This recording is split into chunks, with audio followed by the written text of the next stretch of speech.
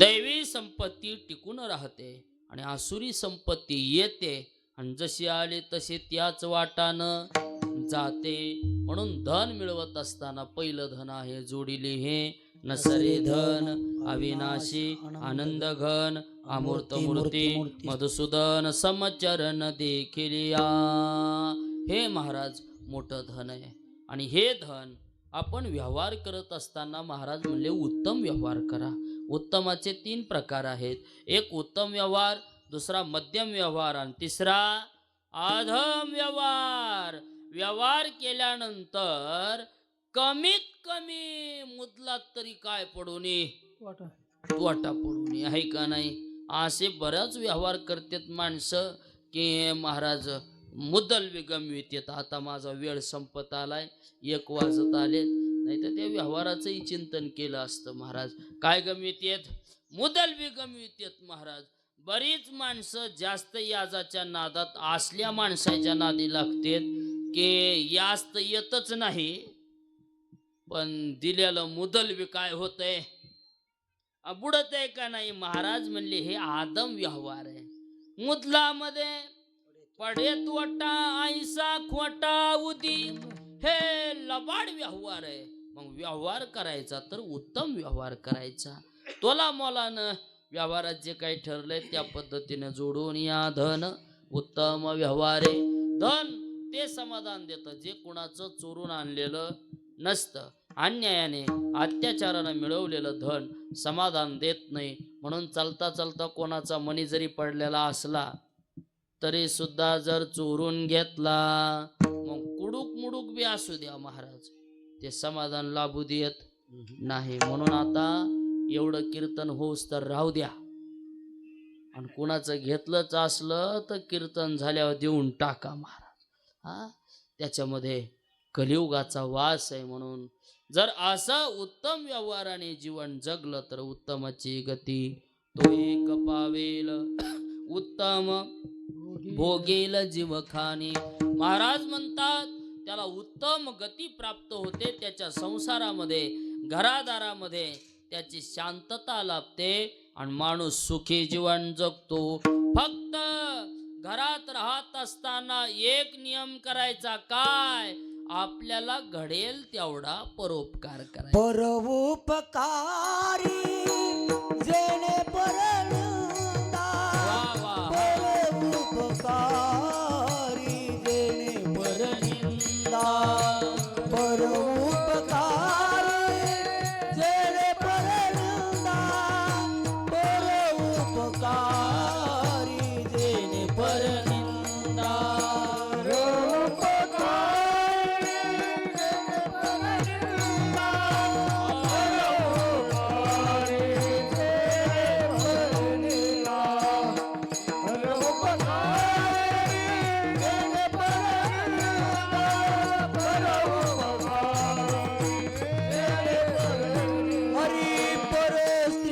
सदा बहिणी माया, परस्त्रिया सदा बहिणी माया, सदा बहिणी माया,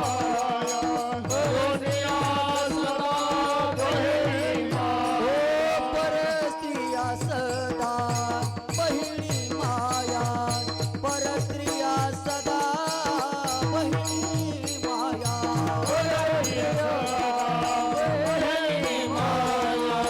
परस्त्रिया सदा बहिणी माया.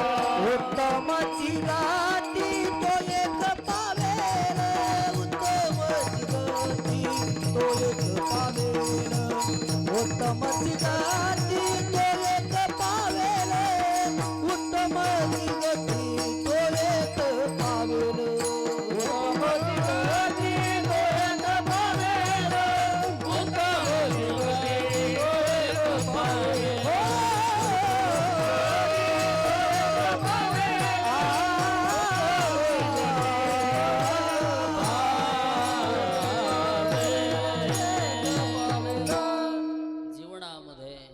ग्रहात वास करत असताना एकच करा म्हणे परोपकार. इकडं घ्यायचं नेने, परनिंदा इकडं घ्यायचं. बऱ्याचदा माणसं म्हणते ना परोपकार नेणे परनिंदा असं नाही, तर परोपकार आपल्या दारामध्ये आलेल्या माणसावर उपकार करा. बरं लई उपकार नाही घडला तर ताकाचा तरी काय करा. तुका म्हणे फार थोडा तरी परोपकार, थोडा तरी उपकार, थोडा तरी उपकार. तुका म्हणे फार, थोडा तरी परोपकार, थोडा तरी परोपकार, थोडा तरी परोपकार. उपकार.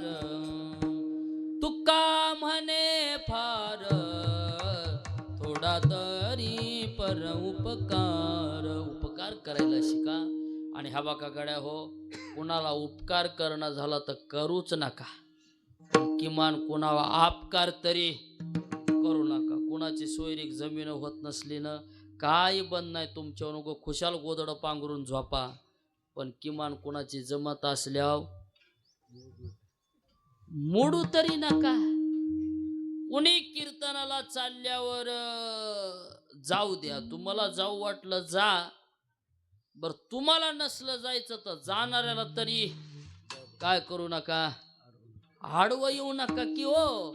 महाराज म्हणले हे उपकार नाही हे आपकार आहे आणि ह्याचं पाप लागतंय म्हणले. कीर्तनानं जाता, जर कीर्तनाला जाणाऱ्या माणसाला जाऊ नका. ते आंबल्याचंच महाराज आहे, त्याचं काय खरंय.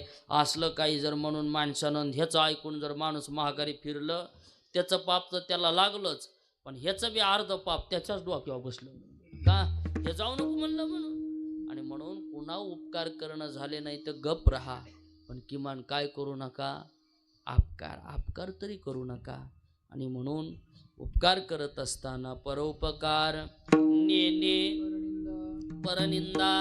आपल्या घरी राहत असताना सुखानं जीवन जगायचं असेल तर माणसानं चांडाळ चौकडी बंद केली पाहिजे. कुणाची निंदा करायची नाही, उगा नाही तिथं काड्या घालीत बसायचं नाही. काय आपल्याला घेणं देणं नाही. आपल्या लोकायला लईच नाद महाराज कोचाकोची करायचा. पाहुण्याची गाडी गावात येऊन गेली की झालोच चालू, कुणाचा कार्यक्रम झाला की झालंच चालू. कुणाचं काय उगा घेणं नाही देणं नाही, हाय का नाही, कुचू कुचू करण्याहून महाराज. आणि मग ह्या असल्या माणसाला यम सुद्धा तिथं गेल्यावर कुचू कुचू हानीत येत महाराज.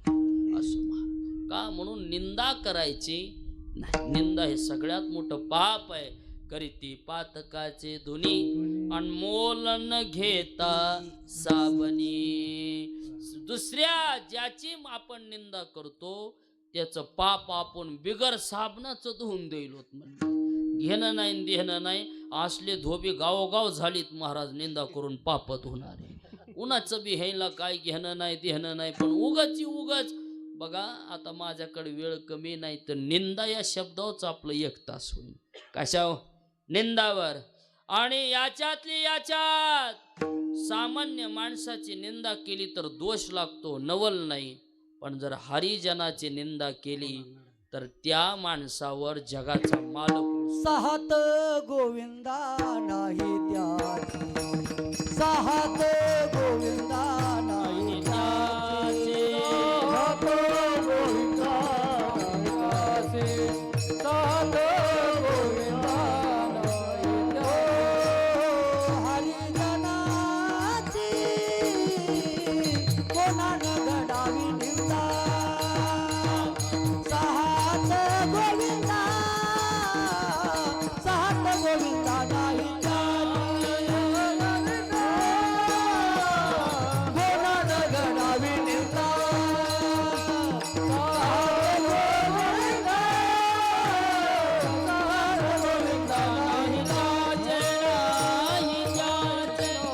नाही.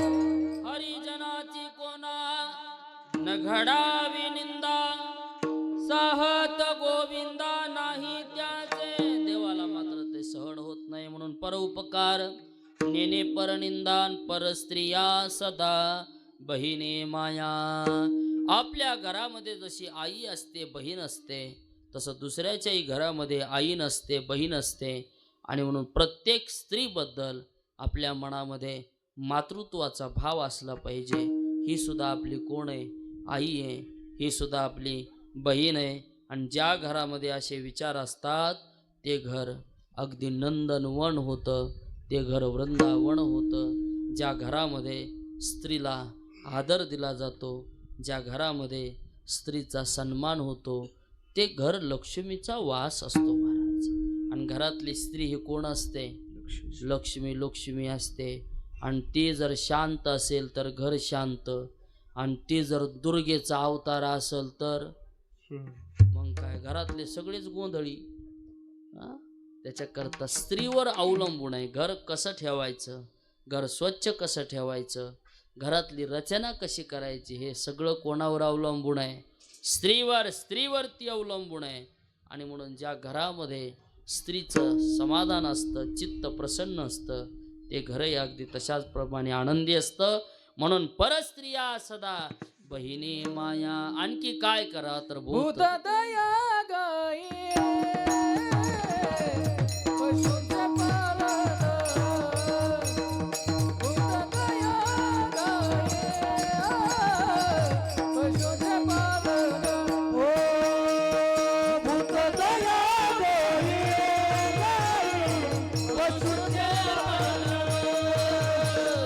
भूत दया गाई पशुचे पालन.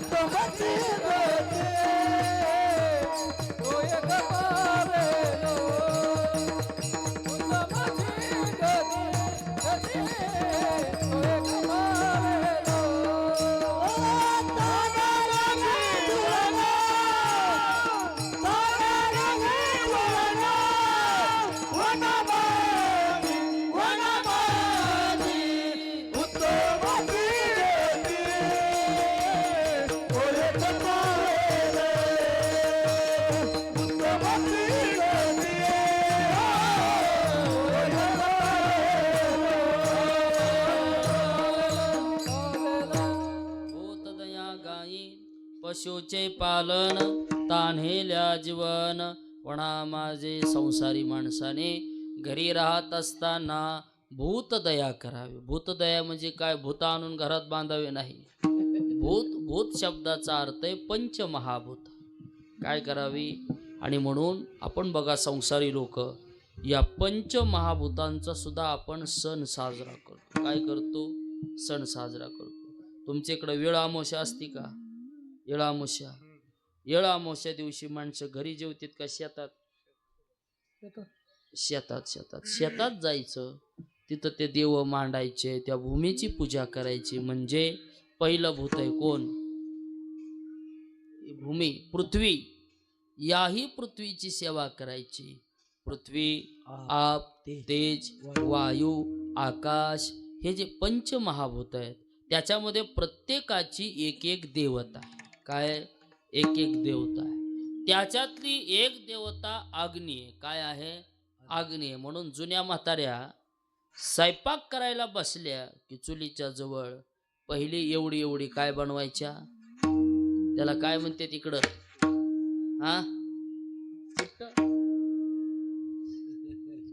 चिपट. ते माप मोजायचं असते की वाटतं?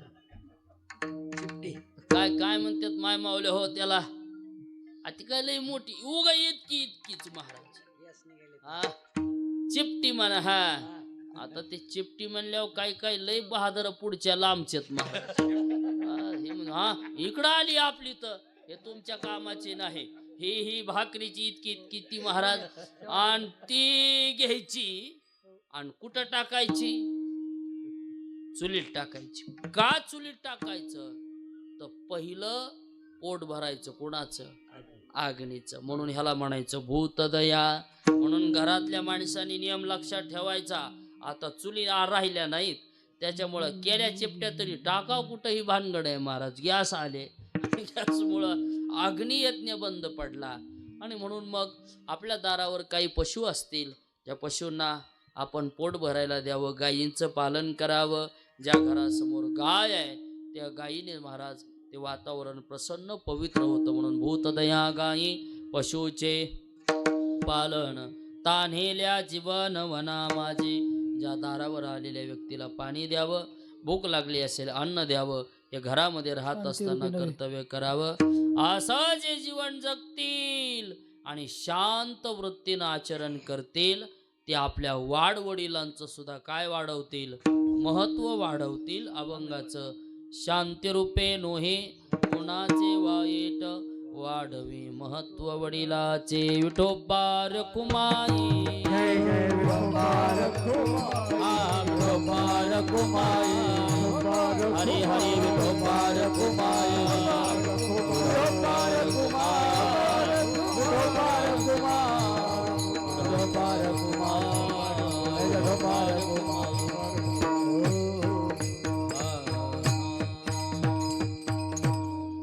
आपल्या घरामध्ये शांत वृत्तीनं जीवन जगावं, वाढवी महत्व वडिलाचे.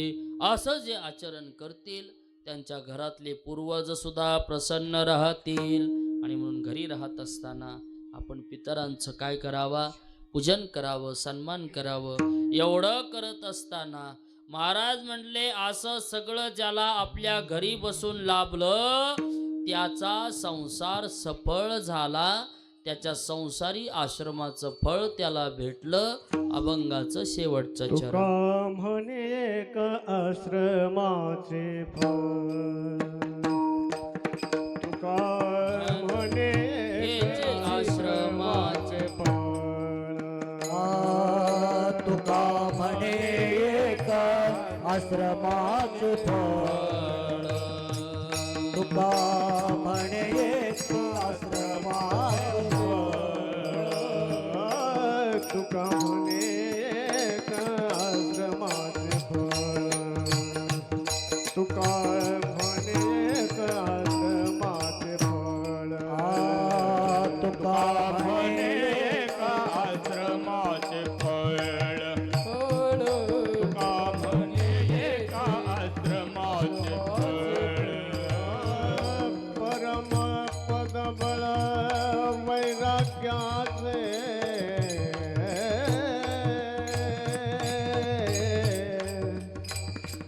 परम पद बळ वैराग्याचे,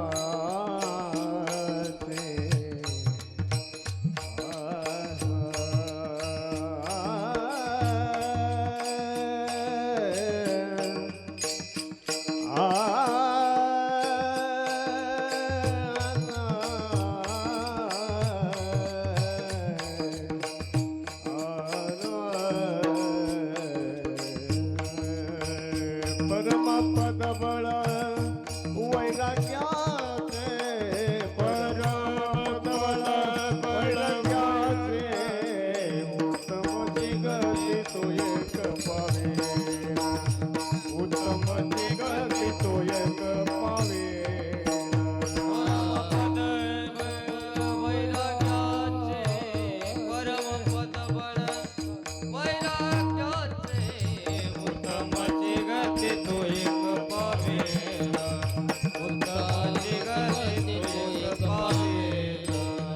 उत्तम भोगिला जीव खाणे,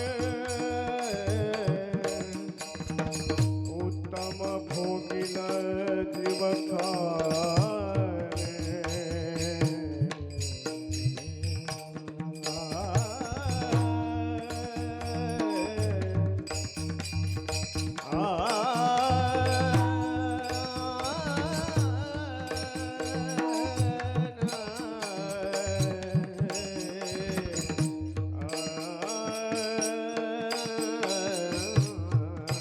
उत्तम भोगिला जीव खाणे,